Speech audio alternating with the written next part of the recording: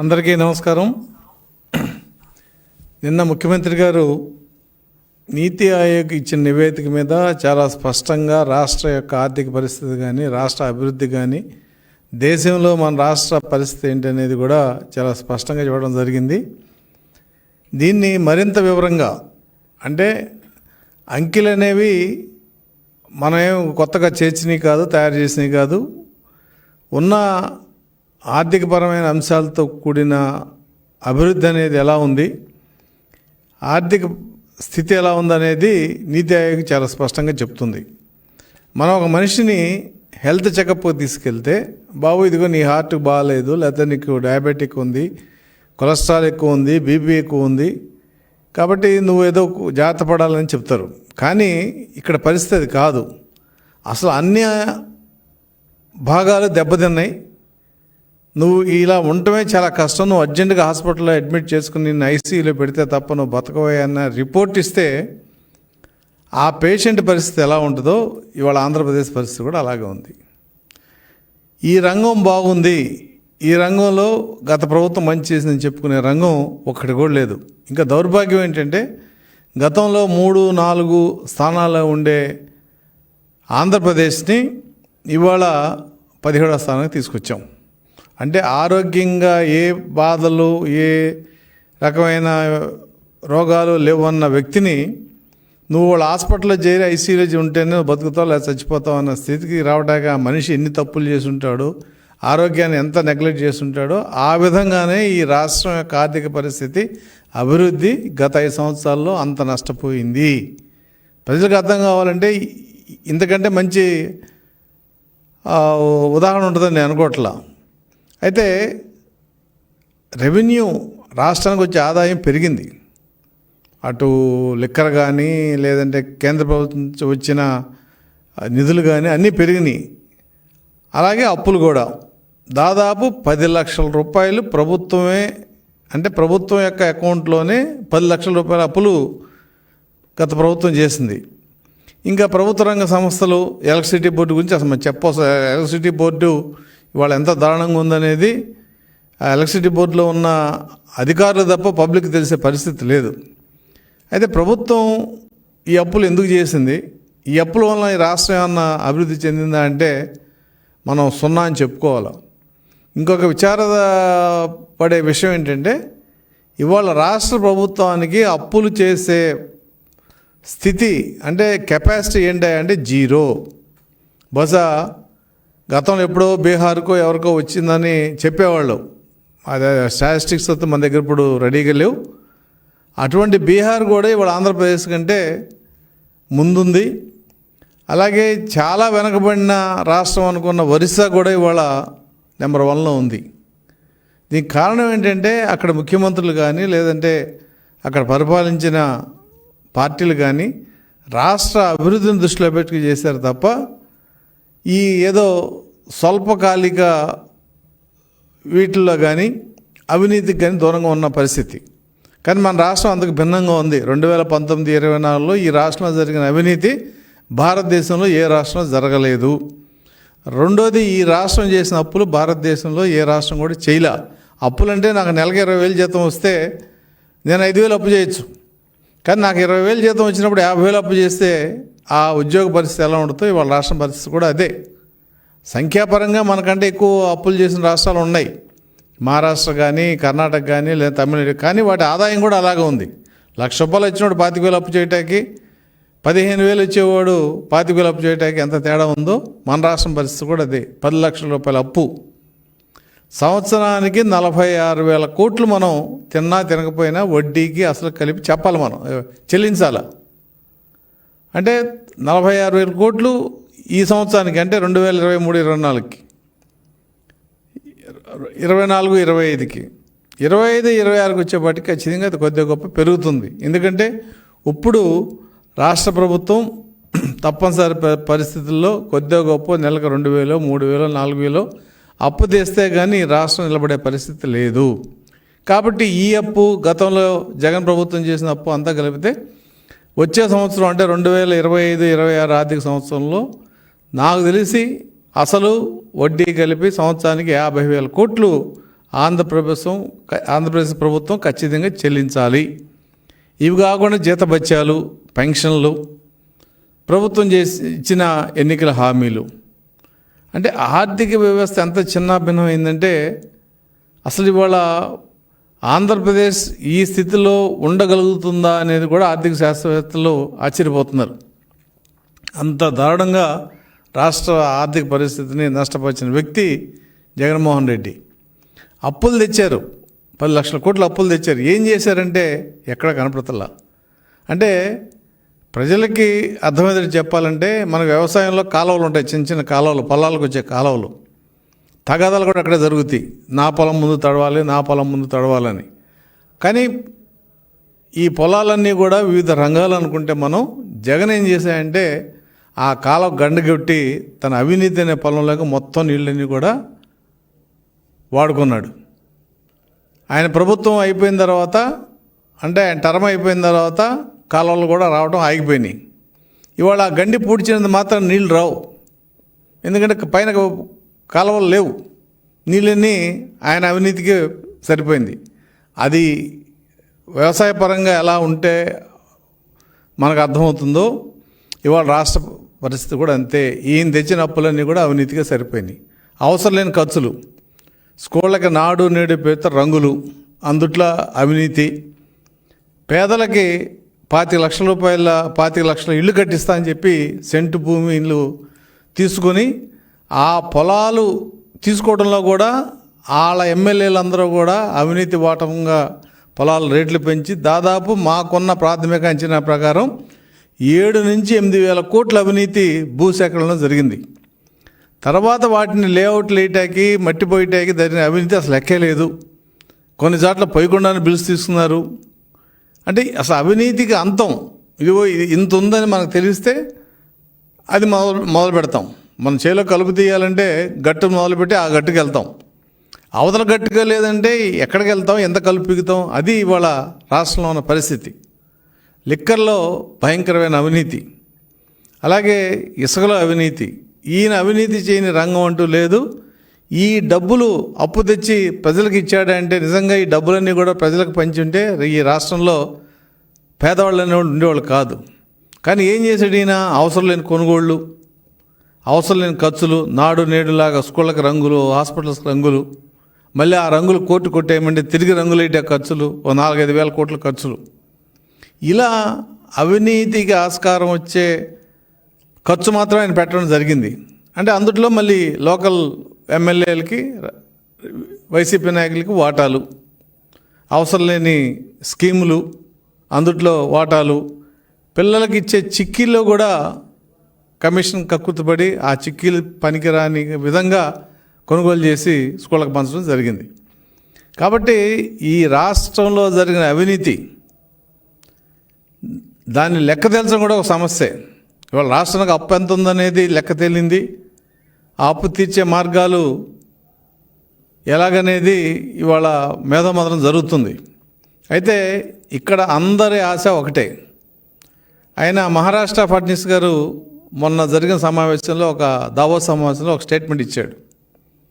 మహారాష్ట్రకి బొంబాయి ఉంది రెవెన్యూ రావడానికి, ఆంధ్రప్రదేశ్ చంద్రబాబు ఉన్నాడు అని. అంటే చంద్రబాబు నాయుడు గారు ఒక బాంబే కంటే ఎక్కువని ఫడ్నీస్ గారి అభిప్రాయం. హైదరాబాద్లో, తెలంగాణలో హైదరాబాద్ ఎక్కువ రెవెన్యూ వచ్చేది, మహారాష్ట్రకి ఎక్కువ రెవెన్యూ వచ్చేది Bombay. Capital, financial capital of India అది. కాబట్టి దానికంటే కూడా మీ ఆంధ్రప్రదేశ్ చంద్రబాబు నాయుడు ఉన్నారు, మీరేం భయపడాల్సిన పని లేదు. ఆయన ఖచ్చితంగా ఈ క్రైసిస్ నుంచి బయటికి తీసుకొస్తాడని చెప్పి ఆయన కామెంట్ చేశాడంటే మరి ఆయన చంద్రబాబు నాయుడు గారి కెపాసిటీ ఏంటి అనేది కూడా ఇవాళ ప్రపంచానికి తెలిసిన పరిస్థితి. అయితే శూన్యంలో నుంచి మనం ఏం పుట్టించలేం, ఎంతో కొద్ది గొప్ప అక్కడ ఉండాలా. ఇవాళ రాష్ట్రం పరిస్థితి శూన్యం. అంటే ఇవాళ నీకు రూపాయి కూడా అప్పు ఇవ్వం, నీకు అప్పు ఇచ్చే కెపాసిటీ 0 అని చెప్పి చాలా స్పష్టంగా నీతి ఆయోగ్ చెప్పింది. మరి అప్పు రానప్పుడు రాష్ట్రాన్ని నడపడం ఎలా? కొద్దిగా అప్పు చేయాల్సింది. అప్పు చేయకుండా రాష్ట్రాన్ని మేము నిలబెడతామని చెప్పి చంద్రబాబు నాయుడు గారు ఎప్పుడు చెప్పలేదు. ఆ పరిస్థితులు దానికి అనుగుణంగా కూడా లేవు. కాబట్టి రాష్ట్రం యొక్క ఆర్థిక స్థితి నీకు అప్పు కూడా పుట్టని స్థితికి వచ్చిందంటే ఇంత దారుణమైన పరిస్థితి బహుశా ఆంధ్రప్రదేశ్ భారతదేశంలో ఏ రాష్ట్రంలో కూడా లేదు. దాదాపు 17-18 రాష్ట్రాలు ఏదైతే కొంచెం ఆర్థికంగా బలంగా ఉన్న రాష్ట్రాలు, వాటి జిఎస్డిపిలు బలంగా ఉన్న రాష్ట్రాలను తీసుకుంటే ఆ 18లో మనం 17లో ఉన్నాం. కాబట్టి ఈ విధ్వంసం ఎక్కడ ఏమీ ప్రజలకు తెలియలా. ఏదైనా ఒక స్కీమ్లో 6 లక్షల మంది విద్యా దీవెన లేదా అమ్మఒడిలో 43 లక్షల మంది విద్యార్థులకు నేను డబ్బులు ఇస్తానని చెప్పి బటన్ నొక్కుతాడు. ఎంతమందికి వెళ్తుంది? 15 లక్షల మందికి వెళ్తుంది. మిగతా వాళ్ళకి తర్వాత అంచెలంచెలుగా వేయటం. ఇలా ప్రతి స్కీములో కూడా ఏదో ఆ బటన్ నొక్కడం, అక్కడ 500 కోట్లు కావాలంటే 100 కోట్లు పంచడం, మిగతా 4 కోట్లు బాకీ పెడతాం. అలాగే కాంట్రాక్టర్లకి ఆయనకు నచ్చితే సిఎఫ్ఎంఎస్తో సంబంధం లేకుండా, ట్రెజరీతో సంబంధం లేకుండా బిల్లు పే చేయటం, లేదు కాదు అంటే పెండింగ్ పెడతాం. ఇలా రాష్ట్రంలో సిఎఫ్ఎంఎస్లో అప్లోడ్ చేసినవి 48,000 కోట్లు బిల్లులు పెండింగ్ ఉన్నాయి. అప్లోడ్ చేయాల్సినవి దాదాపు 98,000 కోట్లు. అంటే 1,42,000 కోట్లు చంద్రబాబు నాయుడు గారు ప్రమాణ స్వీకారం చేసే నాటికి రాష్ట్రంలో గత ప్రభుత్వం చెల్లించాల్సిన బిల్స్ ఉన్నాయి. 1,42,000 కోట్లు. ఈవెన్ మహారాష్ట్ర కూడా అంత లేవు. చాలా బలంగా ఉన్న తమిళనాడుకు కూడా అంత లేవు. మనకంటే పెద్ద రాష్ట్రం, ఎక్కువ ఇన్కమ్ వచ్చే తెలంగాణకు లేదు, కర్ణాటక లేవు, గుజరాత్కి కూడా లేవు. 1,42,000 కోట్లు బిల్స్ పెండింగ్ పెట్టి ఆయన అధికారాన్ని కోల్పోవడం జరిగింది. ఉద్యోగస్తులకు కూడా 20,000 కోట్లు. ఒకవేళ పెన్షన్ ఇవ్వాల్సి వస్తుందని చెప్పి వయసు 60 నుంచి 62 చేశాడు. ఇలా రకరకాల ఆర్థిక విధానాలతో ఈ ఆర్థిక వ్యవస్థ అంతా చితికిపోయి ఇవాళ దేశంలో మన హెల్త్ రిపోర్ట్ ఎలా ఉంటుందో అలా ఆర్థిక వ్యవస్థ రిపోర్ట్ ఇచ్చే నీతి ఆయోగ్, అయ్యా మీ పరిస్థితి ఏం బాగాలేదు, మీరు ఐసీయూలో ఉన్నారు, మీరు జాగ్రత్తగా ఉండకపోతే చనిపోయే ప్రమాదం ఉంది, మీకు అప్పు పుట్టదు, మీకు అప్పు ఇచ్చే రేటు 0 చేసామని చెప్పి స్పష్టంగా రిపోర్ట్ ఇచ్చిన తర్వాత ప్రజలు దీన్ని అర్థం చేసుకుంటారని మేము అనుకుంటున్నాం. అంటే దీన్ని అర్థం చేసుకోవడం అంటే తెలుగుదేశం ఇచ్చిన హామీలు నెరవేర్చమని కాదు. ఒక అనారోగ్యంగా ఉన్న పరిస్థితి నుంచి ఆరోగ్యంగా ఉన్న పరిస్థితికి రావాలంటే వైద్యం చేసే వైద్యుడు చక్కగా చేయాలి, దాన్ని పేషెంట్ కూడా జాగ్రత్తగా మందులు వాడాలి. అప్పుడే ఆ మనిషికి పూర్తి ఆరోగ్యం వస్తుంది. రాష్ట్రానికి కూడా అంతే. ఆర్థిక విధానాలు మంచి విధానాలు తీసుకోవాలి, అమల్లో కూడా ఆ స్పష్టత ఉండాలి. ఇవాళ రాగానే చంద్రబాబు నాయుడు గారు పెన్షన్ 3,000 నుంచి 4,000 చేశారు. ఆడవాళ్ళకి గ్యాస్ సిలిండర్లు ఇచ్చారు. ఇవేవి అప్పులు అప్పు పెట్టాల్సిన నష్టమేం లేదు. కానీ అడ్వాన్స్గా గ్యాస్ సిలిండర్ల స్కీమ్ అనౌన్స్ చేయగానే ఒక 900 కోట్ల రూపాయలు ఆయిల్ కంపెనీలకి ఇవ్వడం జరిగింది. అలాగే ఉద్యోగస్తులకు కూడా మరి 21,000 పెండింగ్ ఉంటే మొన్న ఒక 1,000 కోట్లు చెల్లించారు. అంటే ఒక్క ఉద్యోగస్తులకు కాదు, అన్ని రంగాల్లో చిన్న చిన్న కాంట్రాక్టర్లకి అందరికీ మొత్తం ఏదైనా కానీ ఒక 6,000 కోట్ల చిల్లరు చెల్లించడం జరిగింది. ఇలా కొంచెం చెల్లించినా కూడా తెలుగుదేశం ప్రభుత్వం వచ్చిన తర్వాత ఇప్పటి వరకు 22,000 కోట్ల రూపాయలు గత ప్రభుత్వం చేసిన బిల్స్ని చెల్లించడం జరిగింది.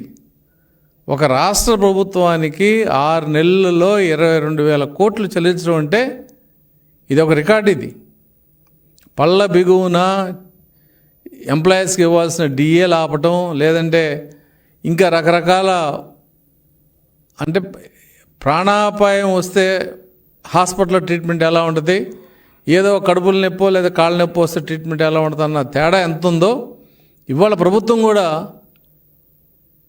ఈ డబ్బులు చెల్లించకపోతే వ్యవస్థ ఆగిపోతున్న నాటికి ముందుగా చెల్లించడం జరిగింది. అటువంటి చెల్లింపులు 22,000 కోట్లు. ప్రధానంగా రైతులకి చెల్లించాల్సిన బాకీ, ధాన్యం బాకీలు 1,600 కోట్లు ఇచ్చింది. అలాగే ఆరోగ్యశ్రీకి 2,700 కోట్లు బాకీ పెడితే దాదాపు 1,600-1,700 కోట్లు ఈ ప్రభుత్వం చెల్లించింది. అలాగే విద్యా దీవెన, అమ్మ ఒడి అన్నీ 6,000 కోట్ల చిల్లర పెండింగ్ ఉంది. కాంట్రాక్టర్ బిల్స్ పెండింగ్ ఉన్నాయి. మనం కరెంటు కొనుగోలు చేసే దగ్గర వాళ్ళు ఏమో అప్పు పెట్టరు, డబ్బులు కడితేనే కరెంట్ ఇస్తారు. అక్కడ డిస్కమ్స్లో భయంకరమైన అప్పులు. అసలు ఇవాళ డిస్కమ్స్ ఎలా నడుస్తున్నాయి అనేది ఆశ్చర్యంగా ఉంది. 5 సార్లు కరెంటు రేటు పెంచి ఇవాళ మరి 5 రకాల డ్యూటీస్. నా సొంతమే ఒక పోర్షన్ ఖాళీగా ఉంటే 0 యూనిట్లు అయితే నేను 634 రూపాయలు బిల్లు కట్టాను. ఆ డ్యూటీ, ఈ డ్యూటీ, అది ఇది అని చెప్పి 5 రకాల డ్యూటీలు వేస్తే 634 రూపాయలు. వాడకం ఏంటంటే 0 యూనిట్స్. ఆ ఇల్లు ఖాళీగా ఉంది 2 నెలలు బట్టి. కాబట్టి విద్యుత్ భారం విపరీతంగా ఇవాళ జగన్మోహన్ రెడ్డి చేసిన దాని మీద ప్రజలు పడే ఇబ్బందులు ఉన్నాయి. అలా ఇలా ఏ రంగం తీసుకున్నా, మీరు విద్యారంగం తీసుకున్నా, విద్యుత్ రంగం తీసుకున్నా, వ్యవసాయ రంగం తీసుకున్నా, ఏ రంగం తీసుకున్నా కూడా అన్ని రంగాల్లో కూడా ఆర్థిక విధ్వంసం జరిగింది. రెండో అంశం, ఎప్పుడు డబ్బులు ఖర్చు పెట్టేటప్పుడు మనం జీతంలో కూడా మాకు ఒక 20,000 జీతం వస్తే ఒక 1,000-1,500 దాచుకుంటాం. దాన్నే ప్రభుత్వం క్యాపిటల్ ఎక్స్పెండిచర్ అంటది. అంటే ఆస్తులు కూడబెట్టి ప్రభుత్వాన్ని డెవలప్ చేసే దాంట్లో. మరి తెలుగుదేశం ప్రభుత్వం వచ్చిన ప్రతి 100 రూపాయల్లో దాదాపు 55% అంటే 55 రూపాయలు క్యాపిటల్ ఎక్స్పెండిచర్ పెట్టింది. మరి ఈ 5 సంవత్సరాల్లో ఈయన పెట్టింది ఏంటి అంటే 22 రూపాయలు. ఒక ప్రాజెక్ట్ కట్టలేదు, ఒక రోడ్డు వేయలేదు, ఒక బిల్డింగ్ కట్టల. నాడు నేడు కింద కేవలం స్కూల్ బిల్డింగ్స్ రంగులేసి, హాస్పిటల్ రంగులేయటం, ఆయన ఏదైతే ఈ సచివాలయ వ్యవస్థ పెట్టాడో ఆ సచివాలయాలకి వైసీపీ రంగులేయటం తప్ప ఒక్క రోడ్డు వేసిన పాపాన పోలేదు, ఒక ప్రాజెక్టు కట్టిన పాపాన పోలేదు, ఇంకో రకమైన ఆస్తులు కూడబెట్టలేదు, రాజధాని నాశనం చేశాడు ఆయన. ఇలా చెప్పుకుంటూ పోతే వినాశనాలే. ప్రజావేదికను పడగొట్టిన కాడి నుంచి రాజధాని వద్దు 3 రాజధానులు పెట్టిన వరకు ఇవాళ జరిగిన నష్టం. అంటే క్యాపిటల్ ఎక్స్పెండిచర్ లేకపోతే మనం రాష్ట్రం ఆర్థికంగా అదొక మైనస్ పాయింట్. మన డాక్టర్ గారి దగ్గరికి వెళ్ళినప్పుడు బ్లడ్ లేకపోతే, నీ బ్లడ్లో హిమోగ్లోబిన్ తక్కువ ఉందా, నువ్వు బలమైన ఆహారం తినాలంటే మన శక్తి ఉండదు. అలాగే రాష్ట్రం కూడా క్యాపిటల్ ఎక్స్పెండిచర్ లేక ఆస్తులు కనుక కూడగట్టుకోకపోతే ఆర్థిక అభివృద్ధి ఉండదు. ఇది ప్రతి రాష్ట్రం కూడా అమలు చేసే పద్ధతే. దానికి భిన్నంగా ఇవాళ రాష్ట్రంలో మరి క్యాపిటల్ ఎక్స్పెండిచర్ అనేది పూర్తిగా దాదాపు లేనట్టు. అది ఉన్నా కూడా దానివల్ల ఉపయోగం లేదు. మరి రాష్ట్రాన్ని అప్పుల పాలు చేసి ఇవాళ భారతదేశంలో సిఎండ్ఏజీ కానీ నీతి ఆయోగ్ కానీ ఆంధ్రప్రదేశ్ పరిస్థితి ఏం బాగోలేదన్న పరిస్థితుల్లో మరి మన ఎన్నికల్లో చంద్రబాబు నాయుడు గారు ఎన్నికవటం, కూటమిలో ఇవాళ బీజేపీ ప్రభుత్వం చాలా సానుభూతితో, ఆ రోజు మనకి బీజేపీతో వైరం ఉండొచ్చు, కానీ ఈ రోజున ఎన్నికల్లో బీజేపీతో మిత్రత్వం ఉండబట్టే ఇవాళ క్యాపిటల్కి 15,000 కోట్లు అప్పిచ్చినా, పోలవరానికి మేము కడతామన్నా, రెవెన్యూ డిఫిసిట్లు ప్రాంప్ట్గా మేము చెల్లిస్తాం, మీకేం ఇబ్బంది లేదు, ఏదన్నా అవసరం వస్తే మీకు మేము ఉన్నామని చెప్పి భుజం తట్టి మొన్నే హోమ్ మినిస్టర్ గారు అమిత్ షా గారు వచ్చినప్పుడు చాలా స్పష్టంగా చెప్పాడు. మానవ నాశనం జరిగింది ఇక్కడ, అంటే హ్యూమన్ రిసోర్సెస్ నాశనం జరిగింది, ఆర్థికంగా నాశనం జరిగింది చెప్పి స్పష్టంగా చెప్పి మేము ఉన్నాం, మీకు తోడున్నామని చెప్పబట్టి ఇవాళ ఆంధ్రప్రదేశ్ ముఖ్యమంత్రి గారు అన్నట్టు వెంటిలేటర్ నుంచి ఎమర్జెన్సీకి వచ్చాం. అంటే ఈ రాష్ట్రం బతుకుద్ది, లేచి నిలబడుతుంది అనే ఒక నమ్మకం ఇవాళ మొన్న దావోస్ పర్యటనలో చంద్రబాబు నాయుడు గారు అందరికి కల్పించారంటే, మరి ఆయన ఫడ్నీస్ గారు అన్నట్టు మాకు బాంబే ఉండొచ్చు కానీ మీకు చంద్రబాబు నాయుడు గారు ఉన్నాడని దాంట్లో ఏ రకమైన మరి అది డౌట్ పడాల్సిన అవసరం లేదు. ఏదైనప్పటికీ కూడా ప్రజలు తెలుసుకోవాల్సింది ఏంటంటే, జగన్మోహన్ రెడ్డి ఏమి ఇచ్చాడని కాదు, నీకు రూపాయి ఇచ్చి ఉండొచ్చు, అమ్మఒడి పేరనో లేదంటే ఇంకో పేరనో, కానీ నిన్ను 100 రూపాయలు మోసం చేశాడనేది మాత్రం ప్రజలు గమనించాలి. ప్రతి వాళ్ళని ఎత్తున వాళ్ళ లక్షల రూపాయలు అప్పు ఉంది. అంటే రాష్ట్ర ప్రభుత్వం అప్పు అనేది ప్రజల ఎత్తున ఉన్నట్టే. మనం కట్టకపోవచ్చు మన జేబులోంచి, కానీ నువ్వు కట్టే పన్నుల్లో అది భాగం అవుతుంది. నువ్వు కట్టాల్సిన విద్యుత్ ఛార్జీలు ఇవన్నీ పెరుగుతాయి, నీకు రావాల్సిన రూపాయి తగ్గిపోతుంది. ఎప్పుడు రాష్ట్రానికి అప్పులు ఉంటే మన జేబులోంచి కట్టం ప్రజలు, కానీ ప్రజలకు రావాల్సిన ఆదాయం తగ్గిపోతుంది, ప్రజలు కట్టాల్సిన పన్నులు పెరిగిపోతాయి. ఇది ప్రజలు అర్థం చేసుకోవాలి.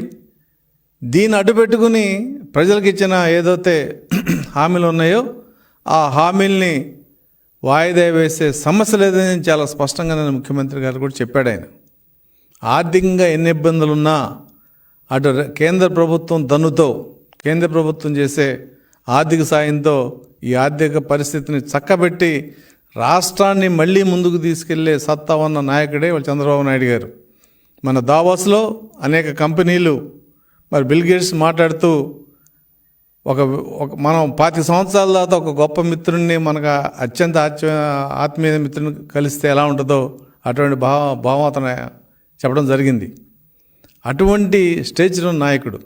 దావోస్లో జరిగిన మరి ఈ వరల్డ్ ఎకనామిక్ ఫోరంలో ఎన్నో ఇంటర్నేషనల్ సిఈఓలు మేనేజర్స్ కలిసి ఖచ్చితంగా మీ రాష్ట్రానికి మేము వస్తామని చెప్పి ఒక సానుకూలకమైన అభయం ఇవ్వటం జరిగింది. కాబట్టి త్వరలో రాష్ట్రానికి పెట్టుబడులు వస్తాయి, యువతకి ఉద్యోగాలు వస్తాయి. ఈ గాడి తప్పిన ఆర్థిక వ్యవస్థ ఖచ్చితంగా గాడిలో పడుతున్న నమ్మకం మరి ఇవాళ చాలామంది ఆర్థిక శాస్త్రవేత్తలు కూడా ఆంధ్రప్రదేశ్ త్వరలోనే కోలుకుంటుంది, మళ్ళీ పేషెంట్ ఐసీ నుంచి బయటకు వచ్చి ఎలా తిరగలుగుతాడో అలా ఇది కోలుకొని మరి అభివృద్ధి వైపు పరుగులుతుందనే నమ్మకం ఆర్థిక వ్యవస్థలు చెప్తున్నారు. ఈ విషయాలు పదే మేము ఎందుకు చెప్పాల్సి వచ్చిందంటే ప్రజలు గుర్తుపెట్టుకోవాల్సింది, మీకు రూపాయి ఇచ్చారా జగన్మోహన్ రెడ్డి పావలా ఇచ్చాడనే సమస్య కాదు. మీకు రావాల్సిన ఎన్నో రాయితీలు మీరు కోల్పోయారు.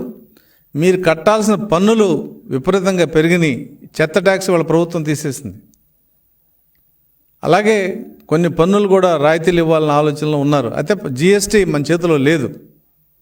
ఇండస్ట్రియలిస్టులకి ఏదైతే కొన్ని రాయితీలు ఇవ్వాలో అన్ని రాయితీలు వాళ్ళ రాష్ట్ర ప్రభుత్వం ఇవ్వలేదు. ఎందుకంటే జిఎస్టీ రాష్ట్ర ప్రభుత్వం చేతిలో లేదు.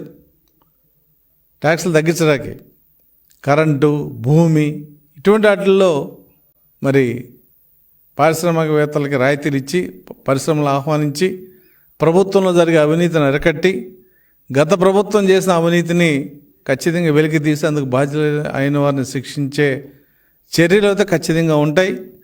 దాని గురించి ప్రజలేమీ అపోహ పెట్టుకోవద్దు.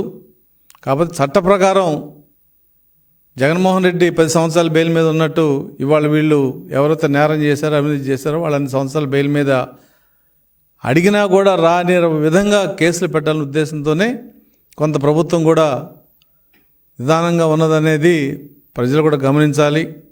ఏదైనా కూడా ఆంధ్రప్రదేశ్కి చీకటి రోజుల్లో నుంచి వెలుతురులోకి వచ్చే సమయం ఆసన్నమైందని తెలియజేస్తూ ఆర్థిక వ్యవస్థని మరి చక్కబెట్టే దిశగా ఎక్కడన్నా చిన్న ఇబ్బందులు ఉంటే ఆ ఇబ్బందుల్ని ప్రజలు సహృదయంతో అర్థం చేసుకోవాలని, ముఖ్యంగా ఏదైతే బిల్స్ పెండింగ్ ఉన్నాయో అటు కాంట్రాక్టర్లు కానీ, లేదు ఎన్ఆర్జీఎస్ కానీ, నీరు చెట్టు కానీ, ఉద్యోగస్తులు కానీ వీళ్ళ, అలాగే ఆరోగ్యశ్రీకి సంబంధించిన హాస్పిటల్స్ మేము వైద్యం చెయ్యం అంటే కూర్చోబెట్టి వాళ్ళకి దాదాపు 2700 కోట్ల బాకీలకు గాను 1600 కోట్లు అప్పటికే చెల్లించడం జరిగింది. ఆరోగ్యశ్రీ లేకపోతే ప్రజలు ఎంత ఇబ్బంది పడతారో మనకే తెలుసు. కాబట్టి ఇటువంటి సర్దుబాట్లన్నీ ఒక్కొక్కటి చేసుకుని వస్తున్న పరిస్థితుల్లో మరి ఈ నివేదిక రావటం, ఏదైతే మేము రాజకీయంగా ఎన్నికల ముందు చెప్పామో ఈ రాష్ట్రాన్ని ఆర్థికంగా విధ్వంసం చేశాడు జగన్మోహన్ రెడ్డి అన్నదే ఇవాళ అధికార పరంగా ఒక రాజముద్ర వేసినట్టు నీతి ఆయోగ్ ఇవ్వటం అనేది మేము చెప్పిన దాన్ని ధృవీకరించినట్లుగా మరి రాజకీయ వర్గాల్లో కూడా దీని మీద చర్చ జరుగుతుంది. ఏదైనప్పుడు కూడా తెలుగుదేశం అన్నమాట కట్టుబడి ప్రజలకు ఏదైతే హామీలు ఇచ్చారో హామీలు నెరవేర్చే దాంట్లో ఒక్క వీసమెత్తు కూడా వెనక్కిపోదని తెలియజేస్తూ, ఈ విషయాలు వైసీపీ నాయకులు ఎంత చెప్పినా ఇవాళ అంకిల్తో సహా రాజముద్ర వేసి నీతి ఆయోగ్ చెప్పింది కాబట్టి వాళ్ళు మాట్లాడేటప్పుడు ఏదైనా బయటకు వచ్చి మాట్లాడదలుచుకుంటే ఈ నివేదిక చదివి దాన్ని తప్పని నిరూపించి సాక్ష్యంతో మాట్లాడాలి తప్ప గాలికి మాట్లాడే నాయకులు చాలామంది ఉన్నారు. వాళ్ళు దయచేసి మీరు గాలికి మాట్లాడొద్దు, అంకిల్తో మాట్లాడమని చెప్పి నేను కోరుకుంటున్నాను.